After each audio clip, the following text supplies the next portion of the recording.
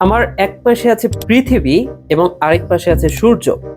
এই দুইটার মধ্যবর্তী দূরত্ব 15 কোটি কিলোমিটার। আমার দেহে যতগুলা ডিএনএ আছে সবগুলাকে যদি আমি একটার পর একটা জোড়া দিতে থাকি তাহলে এই পৃথিবী থেকে সূর্য পর্যন্ত পৌঁছাতে পারবো কিনা।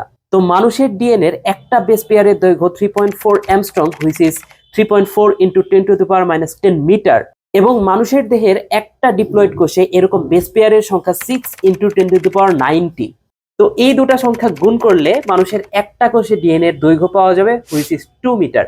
মানুষের দেহে এরকম 100 ট্রিলিয়ন কোষ থাকে।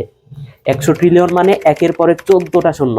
Can you imagine this number? তাহলে মানুষের ডিএনএ এর মোট দৈর্ঘ্য দাঁড়ায় 20 lakh crore kilometre, which is huge, right? আর এই 20 লাখ কোটি কিলোমিটারকে 15 কোটি কিলোমিটার দ্বারা ভাগ করলে অ্যান্সার হয় 1333। অর্থাৎ একজন মানুষের সবগুলা ডিএনএ একত্র করলে পৃথিবী থেকে সূর্য পর্যন্ত মোট 1333 বার পৌঁছানো যাইত। হোয়াট? যাই হোক, মোরাল অফ দ্য স্টোরি, শীতের দিনে গোসল না করার পাশাপাশি ঘর অগোছালো রাখাও আমাদের নৈতিক অধিকার।